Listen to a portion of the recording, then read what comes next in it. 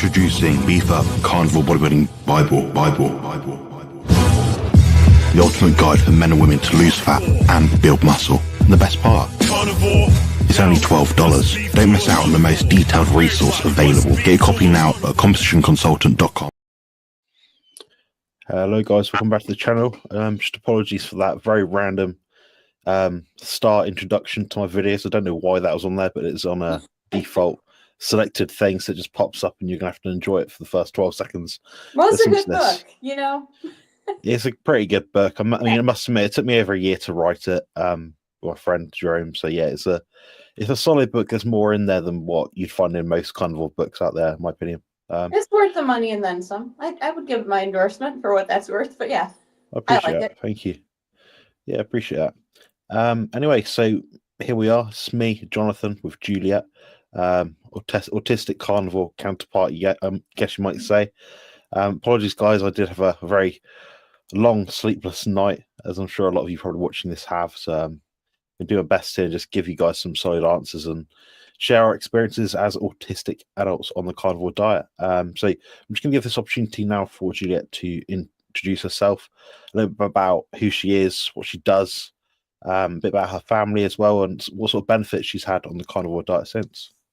Yeah, okay, so yeah, my name's Juliet, and I am a single mother of 3 kids, also on the spectrum. We live in Michigan, in the United States, in Canton, which is kind of near Ann Arbor, Ypsilanti area, about a half hour from Detroit. My children are 21, 17, and 14. And Carnivore, I went on it mainly for them, but I have seen some benefits in my anxiety, my depression, helping me to overcome a lot of my eating disorder tendencies and difficulties. I can't go back to any other way of eating now that I know how good I feel. Yeah, it seems bizarre. After you've been back and forth through the mill a few times, you're like, I prefer it on this side of the fence rather than that side for sure. Right. Like, you touched on a really interesting point about eating disorders and things like that. Now, people watching this might be, isn't carnivore an eating disorder because you're only eating so many foods and you're restricting and all this sort of thing? What's been your experience of that? Because I understand that can be quite hard to achieve for a lot of people, really. Yeah, well, because, when I was growing up in the 80s and 90s, that was like peak low fat stuff. And when I was a teenager, like especially my mid to late teens, I got very heavy because I ate my feelings, which I'm sure a lot of people are familiar with that. And I don't think I'd be alive now if I was the size I was then. I'm like a third of the size I was then now. But I've kept it off for probably most of the time you've been alive on this earth. Yeah, so I went into it and, the whole, this is so much meat, so much high fat. And I was really scared because it's programmed in your brain that if you eat fat, you're going to get fat and all this stuff.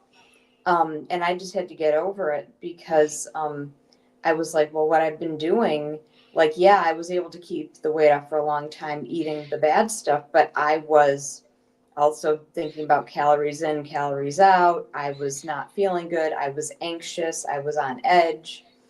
My thought processes were not healthy. And then I also think about when my kids were, like, when I was pregnant, when I was nursing, if I had known, I was still eating some of the bad stuff then. I wonder if I know it doesn't do any good to wonder what if, but I do wonder what if. But I was like, better late than never. We started on keto, and it was actually my mom. Do you mind if I take a sip of coffee? Go for it, yeah. Might do as well. My plant material. It's my Ron Swanson mug, the patron saint of carnivores. Mine says, get your proteins. Nice. There we go. You have some collagen in there or whey protein? Nah, just coffee and dreadfully bad artificial sweetener that Ludwig says will kill me. I've never met the bloke, but apparently he says to me directly that it'll kill me. So there we go. Just a bit of heavy cream in mine. But that's right, yeah. But yeah, my mom started the whole, and it was a process. You know how, like, a lot of people don't come directly to carnivore. They'll go like paleo, keto, blah, blah, blah. So my mom was like, discovered the whole Weston A. Price, bone broth, ancestral stuff. And then she shifted more to like keto, and my sister and I got on board with that too. And then my sister and I decided to adopt full on carnivore. And it kind of was easy it was very gradual, because as I got older, I realized, because having an eating disorder, because I think I should go back.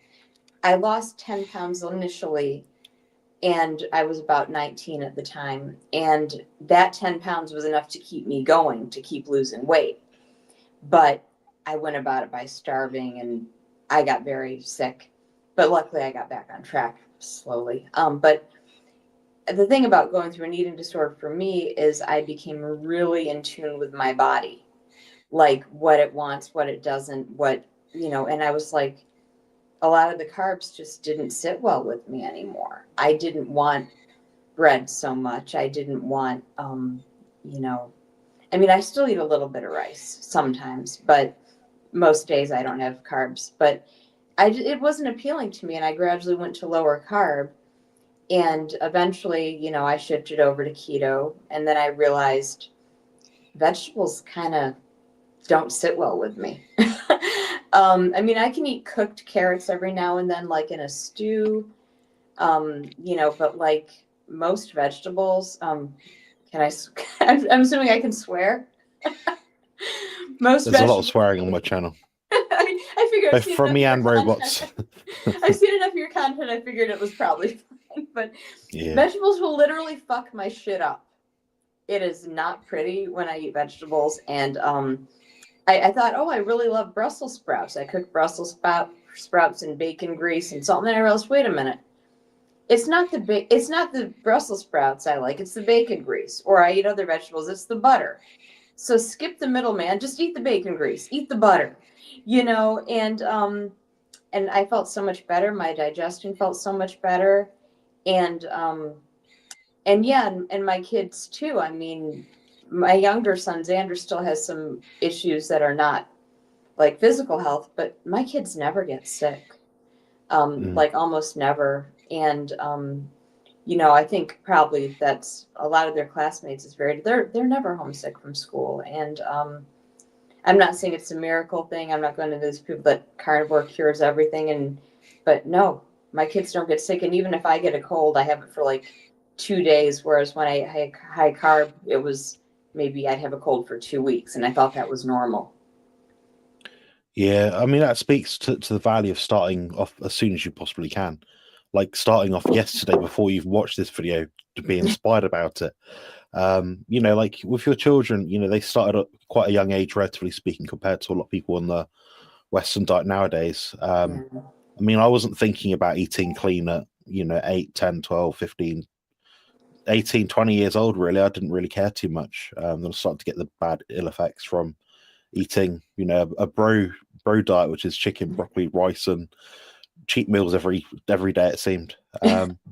It's certainly interesting there. With children, they have full-length telomeres, and also they decrease in length as time goes on. So it's effectively the allele, or like the shoelace at the end of the DNA. And as that gets shorter, your ability to execute your body's natural adaptive biological blueprint diminishes. So that's why as we go through 80 years of aging, and say the last 10 years we want to go carnivore and optimize our health, we might not get much out of it because we've already diminished that blueprint. But it just speaks to the value of starting off younger rather than older. I know the stats in the US right now, it's when I was a kid, it's something like 1 in 100 children were diagnosed with autism. Now it's, I imagine, do you any data around that? Is it like 1 in 5 maybe, or 6? I'm not sure what the current is. It's pretty high. Everyone I know. I'm gonna research it quickly, but yeah, okay. Karen. I think most people I know, even like they know someone with autism. Like even if it's not as directly as I do, but everyone I know knows someone with autism. Yeah, I think that's probably about right. Looking at here,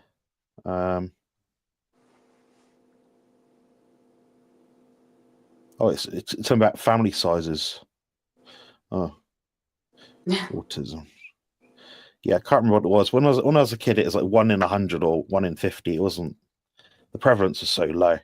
Yeah, I think when William, my oldest, was born, or around the time he was diagnosed, it was like 1 in 85, maybe. But I'm sure it's more now. That was like in Yeah. 2003. Yes, so 2020, 1 in 36 in the US, Crap. and in the US 1 in 100. But I think it's down to diagnostics and testing. To be honest, I don't think it's so much that the US is that bad for autism and we're just here. I think it's just diagnostics. I think we, in terms of like health, I think we persist and sort of maybe live about 5 to 10 years behind you guys. Then a lot of the other Western countries, maybe 5 to 10 years behind us. Then maybe 20 years behind us might be countries like Portugal, where they've got an ultra low processed food diet. So, yeah, I mean, if you had to speculate, and obviously we have to be somewhat PC around here, what do you say was like the main cause of autism? Or in recent years, what's the most prevalent thing that's perhaps causing it? Oh, I wish I knew. I mean, I will say, and you've seen me talk about this on my channel, it doesn't help what they're feeding our kids in school. I mean, I really can't speculate as to the cause, but I will say that that's not helping. And I'm kind of a pain in the butt with my kids. I mean, I try not to be that annoying parent, but I pack my kids' meals because free breakfasts and lunches are provided at school for my kids. And that would be really make my life a lot easier if I didn't have to worry about that. But I look at the menus and it's full of like sugars and seed oils. I mean, they count tater tots as a vegetable. They seriously do. Yeah. And, the breakfast, they could be like toaster strudels and bagels and cereal and like maybe no meaningful proteins, and maybe if it's in the chocolate milk, which the sugar's going to cancel all that out anyway. And I'm like, and this is what's supposed to fuel kids for a whole day of learning. Like, no, I'm gonna make the extra effort. I'm gonna pack meals for them, because, and I still have to make sure, because then they'll have treats, and then some, I had one teacher try to make me feel a little bad. Well, shouldn't he be allowed a treat if the class is having it? And there's like this whole reward. Sorry, I'm like rambling, but there's this reward system. Like, well, you've done well. Let's have a pizza party, or let's have cupcakes, and like this whole incentivizing junk, and like rewarding them. I don't know. It's messing with the mind, like that. Good behavior gets you this stuff, but what's the cost? That's right. Yeah.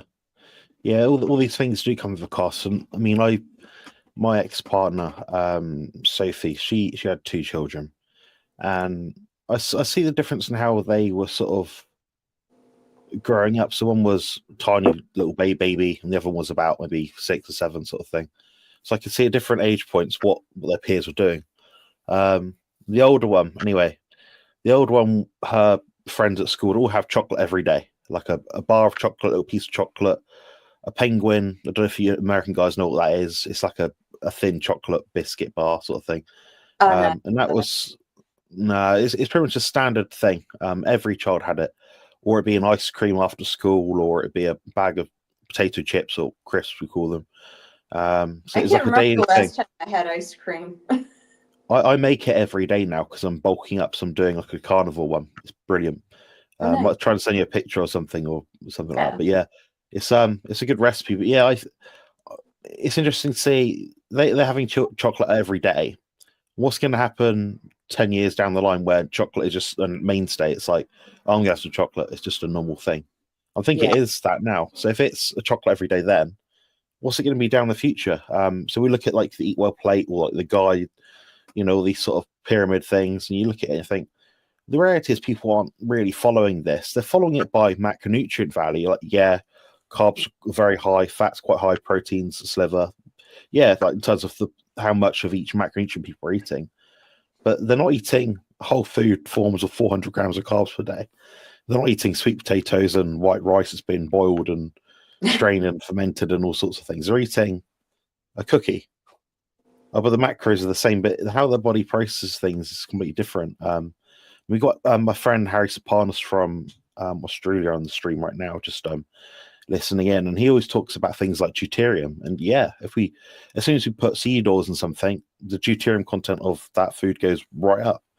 That even whole foods, protein powder, things like that. Once it's been treated, whey isolate versus whey concentrate. Isolate is more refined, I guess, or more processed, you might say. That's actually got a higher deuterium content in it, which means it's less mitochondrially efficient to deal with.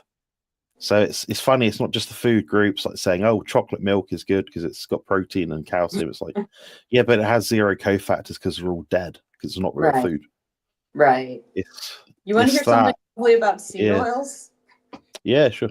Okay, well, I think you'd probably agree that it's one of the worst, maybe the worst thing a human can consume. And I usually cook for myself. I don't eat out very much, maybe once a week. And usually if I do, it's something like sushi, like very not a lot of added stuff. I don't cook with seed oils. I don't eat with seed oils.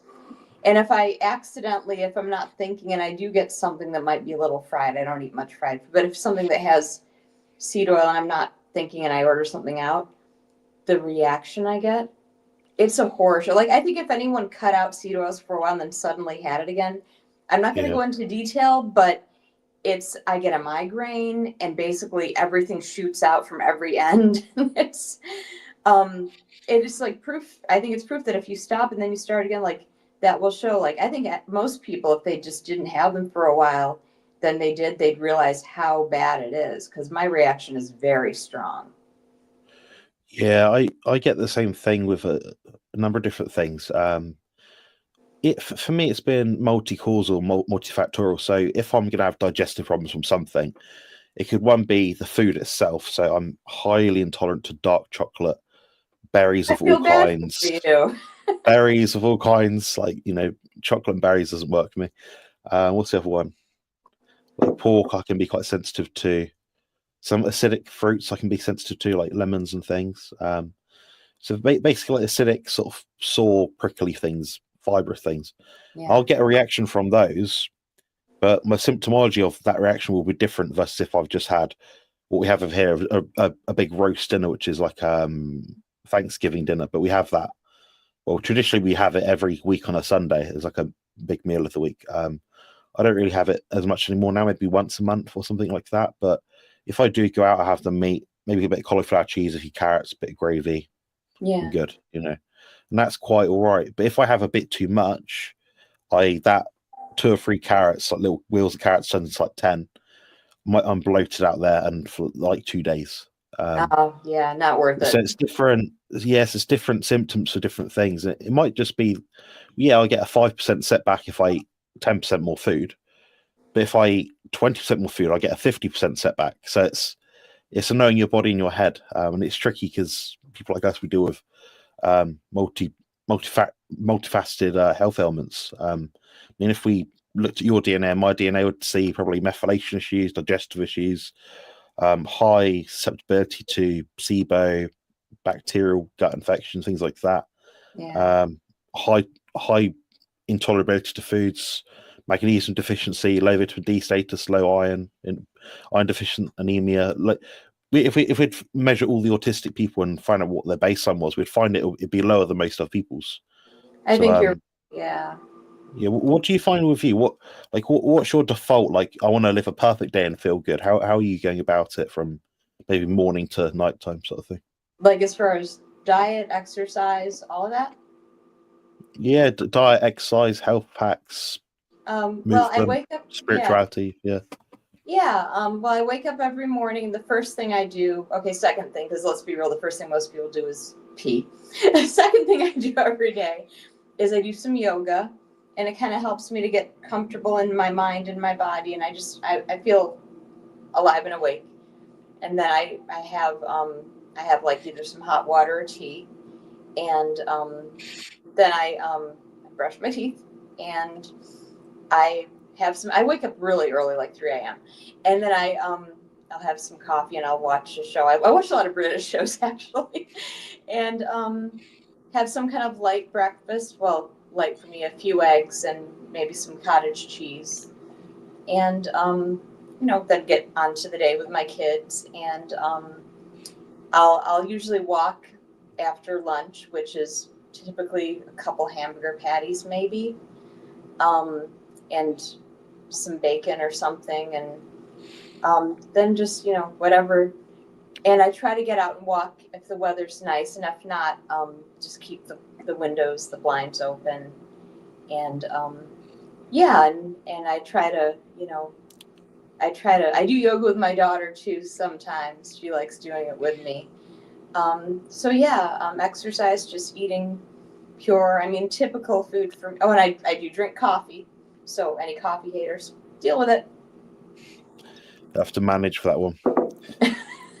I've had two cups today. You drink two? I've had two 4. today. Yeah, the most I get up to is about 3 in one day, but it doesn't seem like an addiction for me. I can easily not have one for a week. I couldn't, but I'm doing better. That's another thing. I do fast, and it's because it helps me to maintain my eating disorder issues. And my kids don't fast; they eat all day. I don't care if they. But when I wasn't fasting, I was drinking up to 8 cups a day, which I know is not good.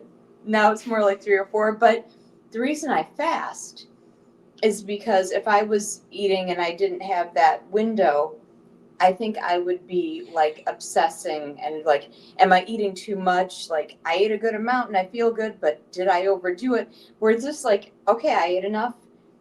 This is going to get me going. I'm not worried because I've got this window I'm not eating, if that makes sense. Yeah, I found different levels to it with my kind of eating issues. I'd say my thing was like binge eating, so eating to the point where I felt sick, not to be sick really, but to the point where I felt really not well. Yeah, it'd be like my way of punishing myself, sort of thing. I used to do it over and over again. What got me over most of that was just doing intermittent fasting. So I actually did intermittent fasting in its truest sense for about, we'll say 5-6 years maybe in the past, maybe up to about 2020 maybe, so 2015, 2020, something like that. And yeah, it's quite good. It sort of helped me refine my eating time, so I knew, okay, if I'm going to eat anything, it's going to be up to this time, but I don't want to ruin my sleep, so I'm not going to eat too much, So it got me a bit more sensible because I had a bit more of a structure to it. Then my uni years came by, so that was the back end of that. I was structuring my day to the point where I was like timing my meals and how long it took to eat them and that sort of thing. So I was like, well, okay, this meal has to take me 15 minutes to eat, so I know that I'm eating it slow enough that I'm mindful of it. That took me to the next level. Now I'd say I'm 99+% adherent, unless I want to know what it's like to feel human, in which case I'll have a bit of junk food, and it'll be one sitting, and it'll be before bed usually, so I can't carry on for the next day to sort of say, oh, I'm going to carry on, ruin the rest of the day because I've ruined the morning. No, I do that sort of thing in the evening, and it'll keep me grounded, and I'll suffer for 2 days, but then I've got back on track because I know it's like a constant reminder. This is what happens if I let those 95+% creep, 95% plus creep in, sort of thing.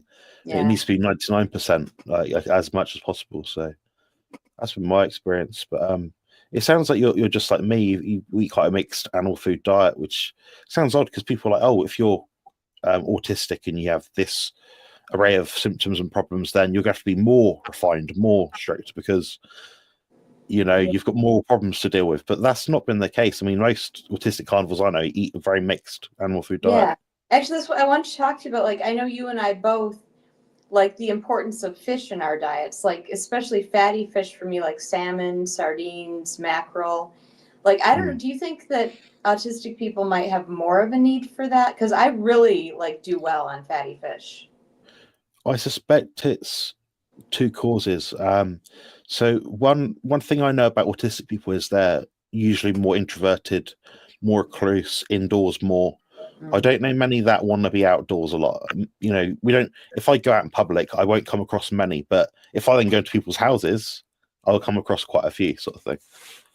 So it means they're getting less sunlight. So less sunlight means they probably need more vitamin D, which means they're going to need the cofactors that come alongside things in fish.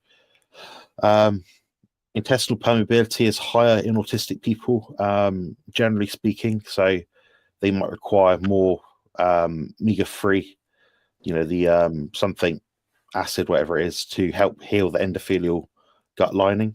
So that seems to be quite causal, as in people that eat more omega-3 tend to have better guts, better gut motility, things like that, digestion. A lot of time there's kind of issues with perhaps deficiencies. So an autistic person, say for example, one of your children coming to the diet from where they were before, maybe they only ate hypothetically carrots and pizza.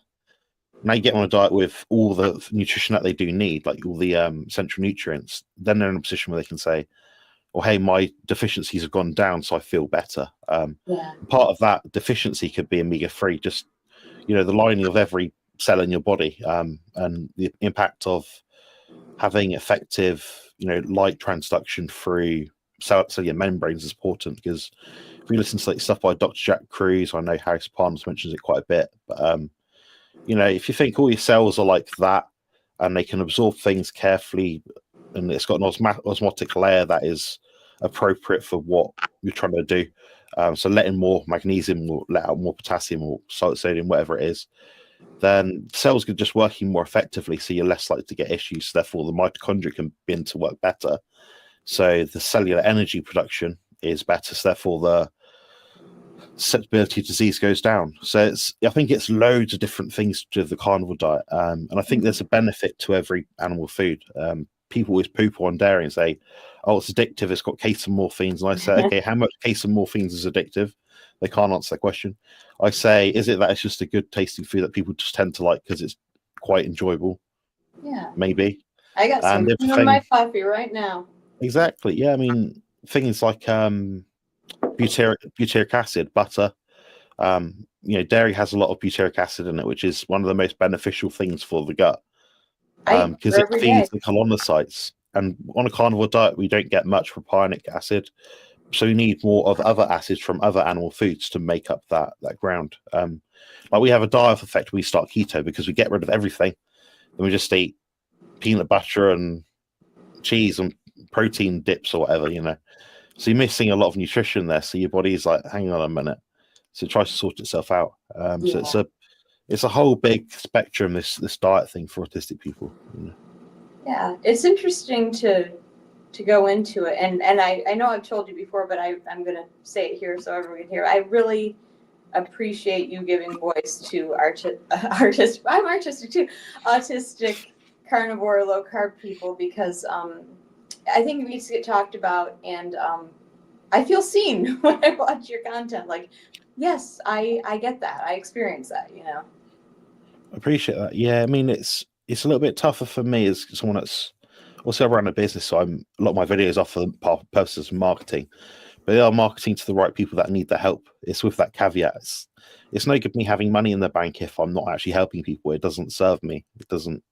It's not. I see no prerogative around that. But then obviously I see a channel like yours come up, and I'm like, let's promote this person. Let's try and help this person out, because there's not many autistic people that are willing or have even the capacity to come out, even if they want to. I know lots of people that are like, oh, I'm too shy, too nervous, it stresses me out. Yeah, some of us don't have that skill set, so some of us do though. So that's the thing. Yeah, so I'm nervous too, but like this is me socializing. Like even like talking to you, or even asking questions on people's live streams. That's like me being social. But it's also it's kind of good to connect with people who kind of either are autistic or are just like understand that the way we're eating is not totally crazy. Yeah, I agree with that. There's some other channels as well. There's one which is Meat Mosaic. I think they've got about 1,000. I want to say 1,971 subscribers, and they've had that amount for 2 years. It's odd because I keep linking people to them, so I don't know if people are subscribed and unsubscribing because they don't put up much content.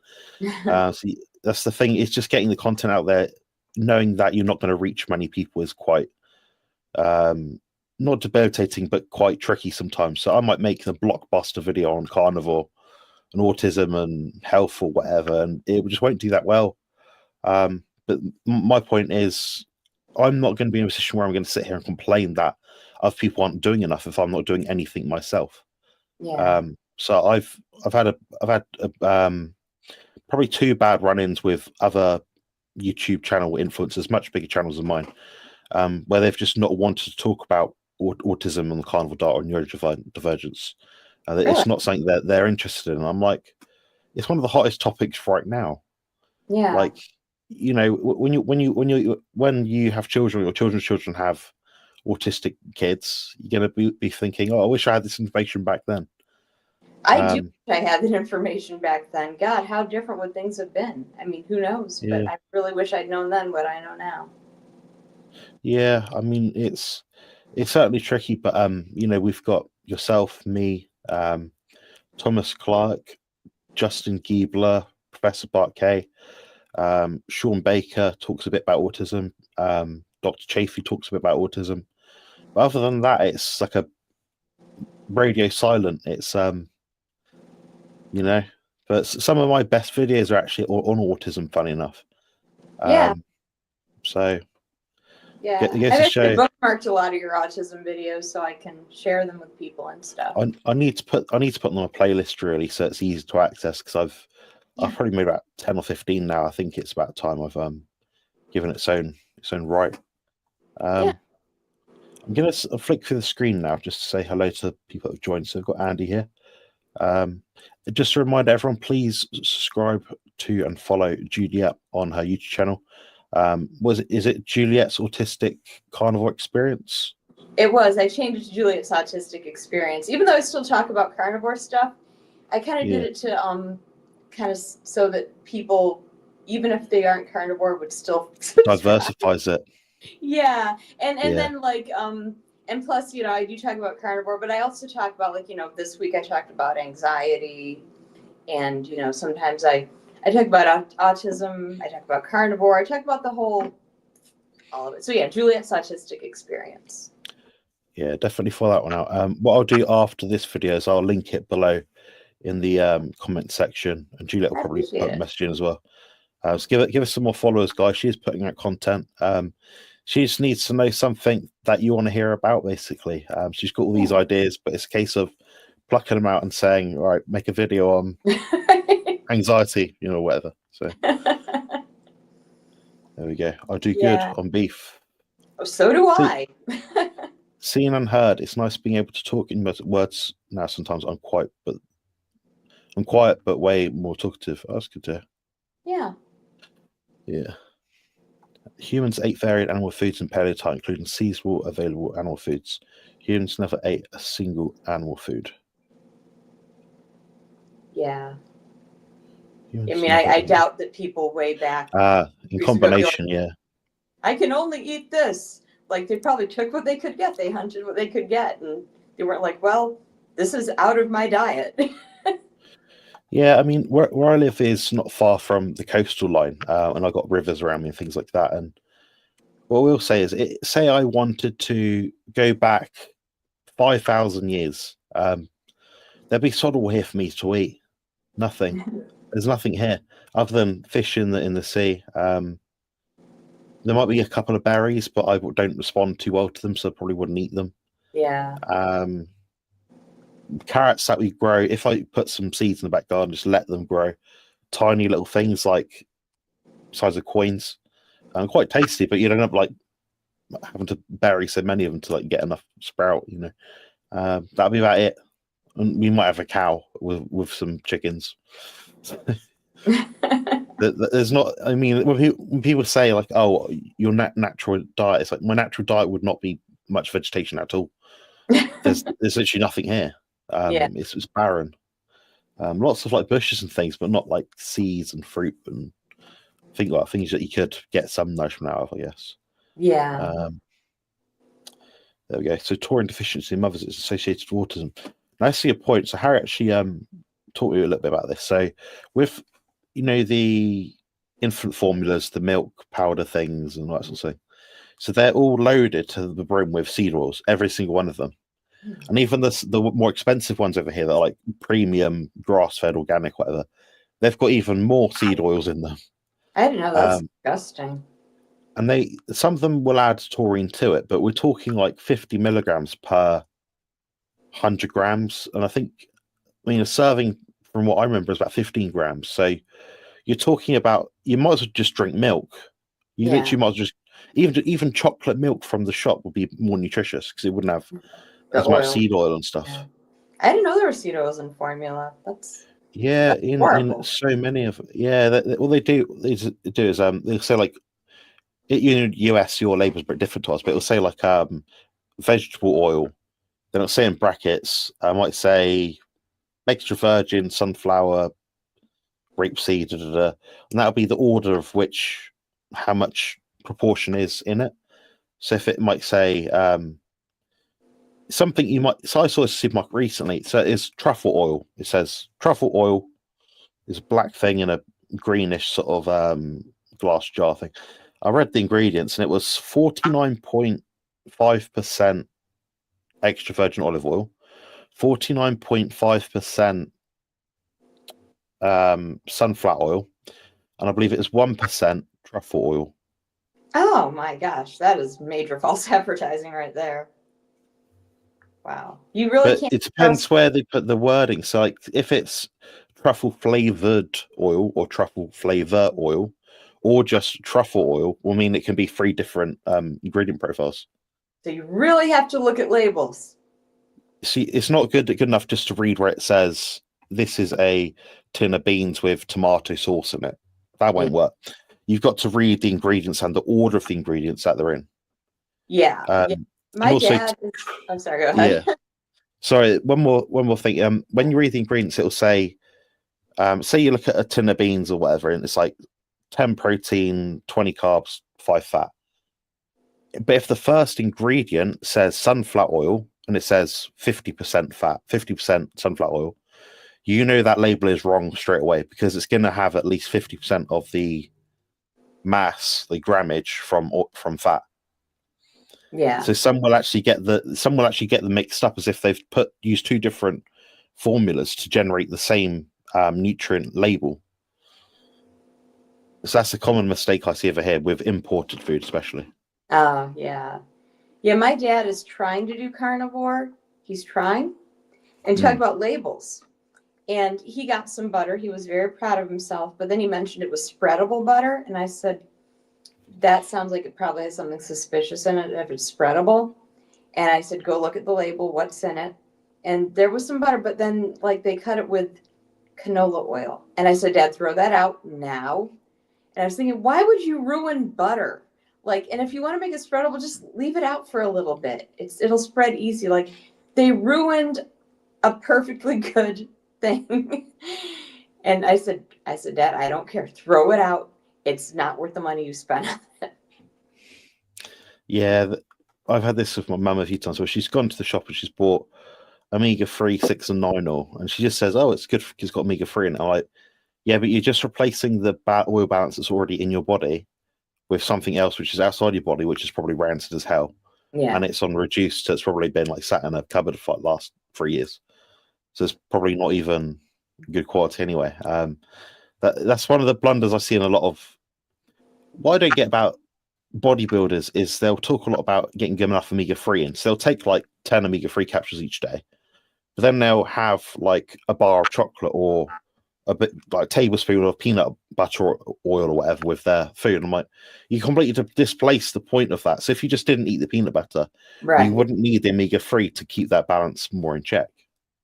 Good point. I mean, I have no problem with taking supplements if you need them, but I don't think that you should, like, I think get what you can from your diet. Don't eat diets that are deficient in these things and then think if you take a pill, it'll fix it. Get what you can from your diet. That's right. Yeah. Yeah. I mean, I do use a concoction at the moment of different supplements, you guys know, but I find them helpful. Then when I stop finding them helpful, that symptomatic improvement isn't there. Right. I stop taking it. Yeah. I mean, I take ashwagandha. I find I need it. I benefit from it. I take iodine. That's pretty much it. But and I take a Yeah. good quality D3, but I have nothing against supplements, but don't do it because your diet's crap and you're making up for a crap diet. Yeah, with me, it's always been plugging. With me, a supplement is something to plug in something which a deficiency elsewhere can't resolve on its own. Yeah. So, for example, like bodybuilders will use performance-enhancing drugs to compete on stage. Now, you have a different array of drugs, or like say you had spine disease, you had different medications to sort out that issue. Is it inflammatory pain? Is it joint pain? Is it nerve pain? They can all affect the medication you use. The same thing is true of bodybuilding. So say, for example, I was losing body fat and I was feeling really tired. Okay, am I tired, but I can't get sleep at night? Yeah. Okay, caffeine's the worst thing I could go to. So I'll raise my energy during the day, but I'll then not sleep at all at night. So it wouldn't be like I'm tired because I'm not rested. It'd be tired because I cannot rest because my stimulation is too high. But then if I said I'm tired but wired, but wide but tired, but then I feel a bit stressed, my heart rate's quite high at night, something like that. Well, yeah, I'll use ashwagandha. Then after 2 weeks, maybe I don't need it anymore. Maybe it's effective. Okay, great, carry on. Maybe I want to see, okay, can I come off that now? Okay, I'll do it again. Nope, still the same position. Okay, maybe I need to add something to it. So that's when you start stacking supplements to get synergistic benefit. So maybe it's that I'm drinking a lot, body fat's low, I'm not holding on to water at all. My inflammation's low, so I'm more thirsty and I'm drinking more and I need more magnesium because I'm urinating too much out for some reason or can't eat enough food for some reason to get enough in. Okay, add a magnesium capsule at night. That's how I've got to what I'm doing. So that's the rationale I do. So at times I'll start to drop things out over time. Some things I have to keep in. So if I know, for example, my say I had chronically high liver enzymes because I exercise, but I wanted to be just to consolidate a base level of health. I know, say for example, that meant taking 1 gram of N-acetylcysteine per day. Okay, I'll take 1 gram and I'll take that for a whole year. But then if I'm not bodybuilding anymore, maybe I don't train 3 times a week, maybe I train once a week, then my need for that supplement would diminish. Then I'd stop taking it. Problem is people would jump on the iodine, the Lugol's, the boron, the D3 bandwagon. They'll take it, but they'll just take more and more because they want to get more benefit. But they're capped out, they're ceilinged out the benefit. But they didn't realize that they're in a good spot already. They just need to do something else. So blue light exposure control, blue light blocking glasses, grounding, getting out in the sun, spending time with family, eating a proper meal. I don't know. Yeah. All the basic common sense stuff. Yeah, basically, yeah. Harry's someone that does the same sort of supplemental approach that I do. So, for example, his dad had a car accident. Well, he's basically hit by a car about maybe a year or 2 ago, something like that. And prior to that, he was on like taurine, citrulline, leucine, so all things that like help you retain muscle tissue as you age. So, imagine Harry's dad's probably about 80 years old, something like that. He got hit by a car, got up, he's fine, had a few bruises, a few scratches, but he was otherwise fine. Like who gets hit by a car then gets up?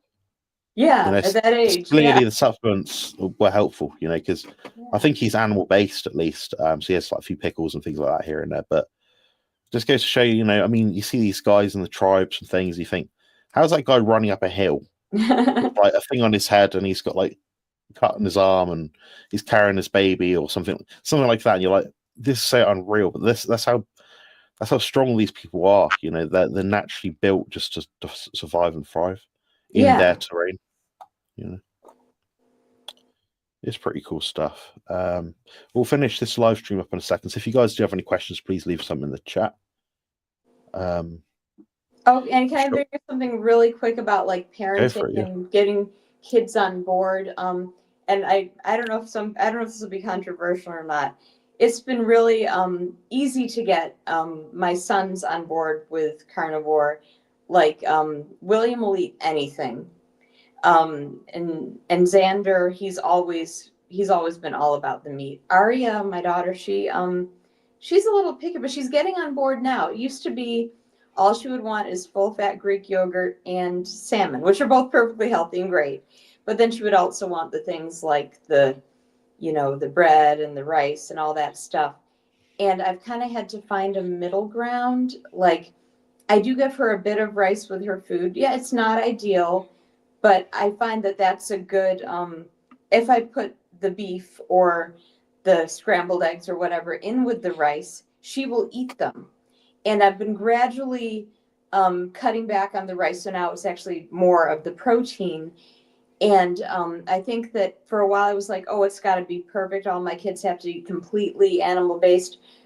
But if I have to be a little sneaky and compromise, and eventually I'm hoping it'll get to the point where she can just eat the meat and the eggs. But if you have to make compromises down the road and kind of introduce it slowly, I think that's fine, because she went from only eating 2 or 3 foods and then craving the bad stuff to now she eats beef and eggs and all the meat and stuff I give her.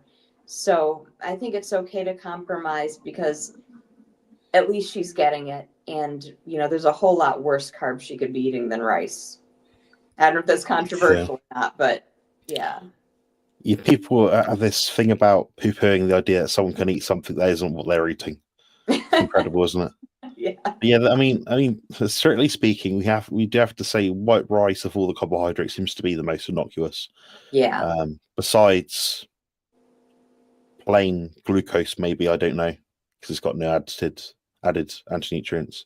Yeah, or maybe a potato, but you got to cook that or it'll make you sick. Like, are there really any carbs that you don't have to cook somehow without getting a really bad reaction? I mean, if I was to pick a fruit, I'd pick like a melon or something. Yeah. So you're looking at fruit rather than vegetables at that point, I think.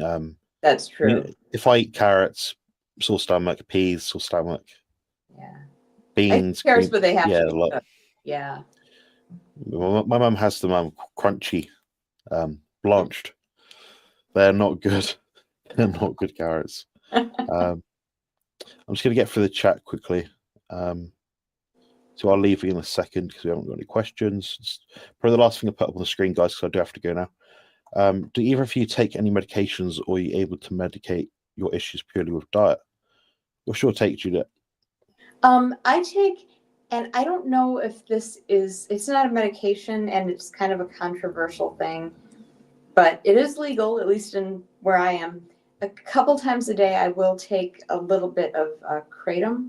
You know what that is? Yeah. And it just kind of helps me manage my depression. I'd say like in a day, I take maybe a teaspoon. And that's it. I don't really take medication, but yeah, other than that, that's pretty much it. And I medicate with caffeine. Yeah, I'd say outside of bodybuilding supplements, health supplements, I'm trying to think. I use medical cannabis. I use an oil, a pastil, and a vaporizing juice thing. Over-the-counter pain meds, very rarely, but that's only if I absolutely have to take them. Yeah. I came off antibiotics yesterday because I had a staph infection in my shoulder. So that was a week of that. Morphine, but I've got a bottle of morphine, half bottle of morphine left from surgery in my shoulder, but I'm not really taking that. I don't like how it makes me feel. Right. My next thing is I'm waiting to hear back from the pain clinic, which is like a thing over here in the US, like a social service kind of thing. Basically, they say, these are your pain meds. This is what you do. This is how you can change your life somehow to improve it. Basic stuff I've been doing for the last 15 years. And I've tried most of the meds already, so I don't know what they can suggest. But I think there's one strong pain med they can prescribe me, but that's about it. But the side effects with it are so strong that it's not really like, it's not taking a med for a benefit. It's taking a med to manage one symptom but causing another. So I'd have to weigh it out for myself. Like, is it worth feeling like a zombie more than I do already? Yeah. Because my brain is not what it used to be. It's been 60%, honestly. Lots of omega-3 seems to help, though. Yeah.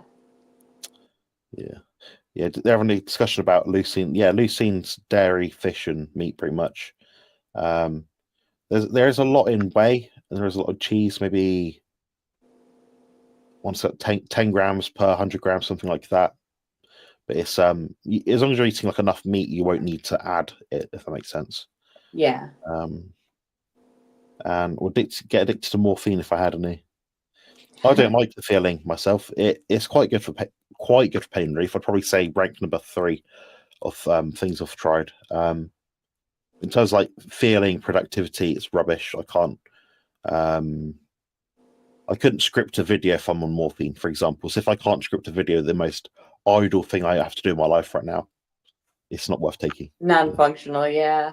Yeah, my Yeah. son William last week, he had his wisdom teeth removed, and they gave him some Vicodin, which I'd had some in the past when I had done a procedure, and I threw it out when I was done because when I took it, I was like, this is nice. I can see how people would be addicted to it. I was like, I'm getting that out of here. But luckily, that was not the case with William. I gave it to him when he was uncomfortable, but it was in liquid form, and he hated it.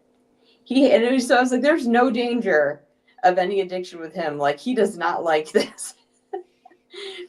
I didn't want him in pain, but like he was not having it. So good. Yeah, they did my shoulder surgery thing. The one that I had on my channel, I think it's a members only video, by the way, guys. But I think it's like a 7-minute long clip of them basically just cutting through my shoulder and sewing it. And did you watch that at all? I did. I made sure I was not eating when I was watching it. It's one of those. It's like one of those pimple popper video guys. There's ones that people seem to love. But yeah, they're effectively gouging it out with cloths and gave it a name. Hello, my name's Mr. Hole. Yeah, it's quite an entertaining video. So if anyone does want to watch that, it's on the Gym Bro channel members tier on my channel. It starts at £3.99 per month or something daft. Well worth watch. I've also got about 10 to 15 other videos on there, all exclusive, behind the scenes kind of things, and some oldies as well. But you just want to make a point. Yeah, so the leucine amounts here Harry's got on the screen. So yeah, you're looking at meat and cheese pretty much. I think does the job.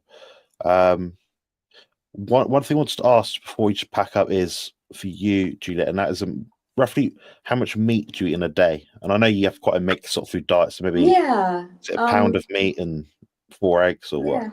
I guess I never really thought, like, okay, so a typical day of eating for me, and some days it might be different, but most days I would say I eat at breakfast 3 to 4 eggs and maybe like around a half a cup of cottage cheese typically. For lunch, I might have like 2 hamburger patties, which are about 1/3 of a pound each, like 2/3 of a pound total in beef. And then I'll have like 2 to 4 pieces of bacon with that. Or I will have, maybe a little bit of cheese or something. So I don't know, like maybe about a pound and a half of meat, and then like about 3 to 4 eggs. Okay. Yeah, it sounds about right, actually, for a woman. What I've noticed about autistic people is they do tend to eat more. I never really thought about how much. I was like, okay, well, this feels right to me. I mean, it's not a massive amount for you. Yeah. I mean, it's a large. But I'm basing that on the fact you're quite slim, quite petite. Whereas I've met people like a bit bigger than you that have to eat maybe about 1/3 less. And that's like their cut off. They eat any more, they get really fat, sort of thing. So. Yeah, that's interesting. Yeah. But I mean, the thing is, I eat all that meat and then I fast. So I guess it just keeps me going. Yeah, you probably. One thing I'd be interested to see is how the thermic effect of food is impacted in singular versus multiple bolus feedings. Yeah. Because I wonder. I mean, what I think it's probably a non-issue, like a null point, really. But if I had 4 meals and they're like, say, I get that much thermic effect from each one, but if I have 3 meals, I know my 3rd meal on that day I'm going to be really hot. Like that meal is going to really sort of fire me up. So I don't know how much, if I'm actually wasting more food because of it. I also wonder if it's just too much by individuality that we couldn't really draw a conclusion. Maybe it's some people are like that, some people are like that. I don't know. It might be. I mean, I also, I also like, I can't do OMAD because I can't eat like all that at once. Like It's a lot of, yeah.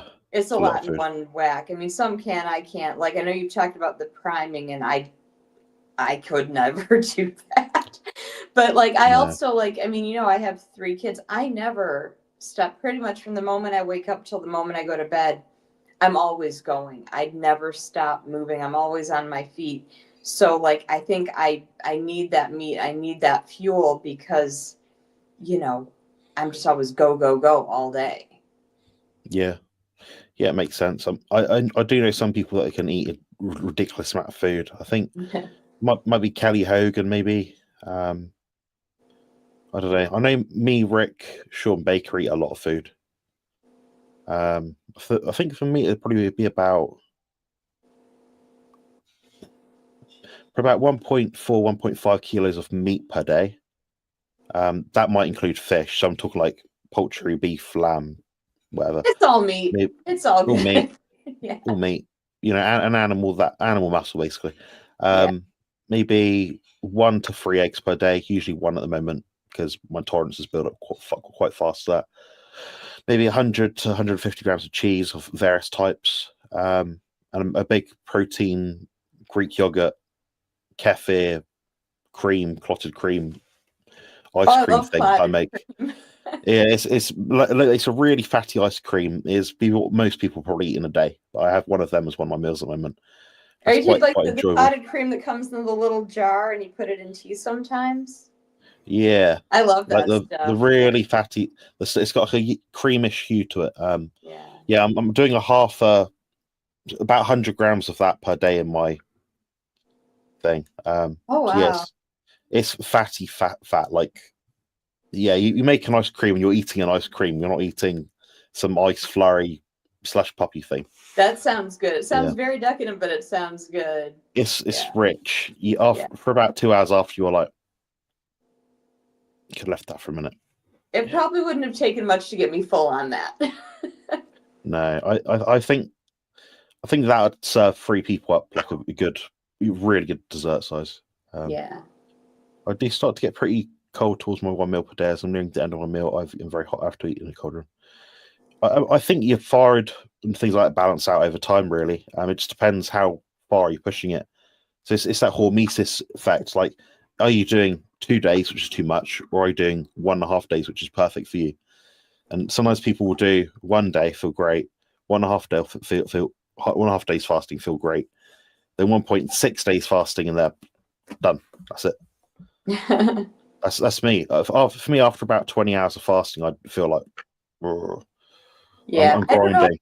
I don't think that Bart K would say that I'm really fasting because it's usually Not about long 16 enough. to 18 hours. So he wouldn't call that fasting. But yeah, it's a time restricted window, I guess. 16 to 18 hours, I usually don't eat. But I do drink water and tea. Yeah, I don't eat from about 7:30 at night till 8:30 in the morning. That's just to get the amount of food in. I think if I defaulted to what I was naturally meant to do, I didn't go to the gym, whatever, probably 2 meals per day. First meal at 11, second meal at 4. Mixed meals, lots of fish, eggs, cheese, meat. Yeah. That's what I think, but I don't know. But Harry does 2 meals, then 3 meals on the weightlifting day. Makes sense. Yeah. Yeah. I know some people. I know Phil Escott. He does 1 meal one day, 2 meals the next day, 1 meal one day, 2 meals the next day. So he alternates it, which is really bizarre because it doesn't seem to match any science out there, but it's just what he defaults to, which is quite interesting. So Everyone finds if what it works. works. Yeah. One thing I do, and I think I've mentioned it to you before, and this is not, I'm not endorsing, I'm saying it works for me because of my history and because I know I'm in a place where I can do this and it's not going to cause me to go off track, is once a week I will have something that's a little more carby, like an order of sushi. So not a huge amount of carbs, but the reason I do it is to get out of my own head. It's because if I ever find myself in a situation, because sometimes you do, what if I take a trip where I'm visiting someone and, you know, carbs are what's available, like you're offered it as a guest or you're traveling somewhere and you want to try it or whatever. if I go like X amount of time and I never have any of that because of my eating disorder history, I would be like panicking, like, oh my God, what do I do? This is, it would freak me out. And so it kind of allows me mental flexibility. And I don't like crave those things all week. I don't spend all week thinking about my carb meal. I don't spend all week looking forward to it. And if someone told me you can never have this again, well, I mean, I would miss the fish. I would still eat sashimi. I'm not gonna, but if someone said you can never have rice again or whatever, okay. But just allowing myself that flexibility. But I know that I am not gonna like go off on a binge if I have it once a week. So I'm not endorsing, I'm not saying it's for everyone, but saying find what works. And for me, because of my history, this keeps me on track so that I can be low carb most days, but I can be mentally prepared if life throws something at me. You know what I mean? I hope that's not controversial, but yeah, that helps me. Yeah, that's the same as me though, really, because I've bought these two. I found them on offer somewhere for like £1 or something stupid. These caramel Biscoff chocolate bar things, and there's two of them. They're quite big, quite weighty. Like most people would have each one in like 4 sittings. I bought them both, but I'm gonna wait until I actually want them to have them. And I can have them anytime I want. They just sat there in the cupboard. But in my head, I've got to like warrant it. When I have them, I'm going to think about it for the whole day. Then I'm going to have them. I'm going to be like, oh, that was a stupid idea. I should not have done that. Then don't do it again for like 4 or 5 months. So, but just telling myself I can do that is freeing in of itself. Whereas I don't want to be in a situation where one day I'm like, oh, I can't eat anything on the menu. Right. That's it. Exactly. Allow yourself that mental flexibility so that if you're in a situation, yeah, that's awesome. Well, I'm going to head off now, guys. Thanks very much for joining. I'm going to link Juliet's channel below in the comment section, and also in the title of the YouTube studio if I can. Apologies if I don't do this. It's not because I'm lazy. It's just because the thing is really winding me up right now. It's not letting me add tags, and when I'm formatting my descriptions at the moment, it's not quite doing what I want it to do. It's not saving or whatever. So, yeah, Juliet's channel is, repeat that, sorry, Juliet's Autistic Experience. Yes. That's it. Brilliant. All right, thanks so much, guys. Take care, and I'm heading off now. Check out my site at compositionconsultant.com, where your journey to peak performance and optimal health begins. With a degree in human nutrition and over 15 years of training experience, I've guided more than 400 carnivores to not just meet, but exceed their physique and performance goals. Through personalized consultations, comprehensive ebooks, and dedicated coaching, I'm here to ensure your success. Join the ranks of those who have transformed their lives. It's time to align your physique goals with positive health outcomes. Visit compositionconsultant.com today and take the first step towards the best version of you.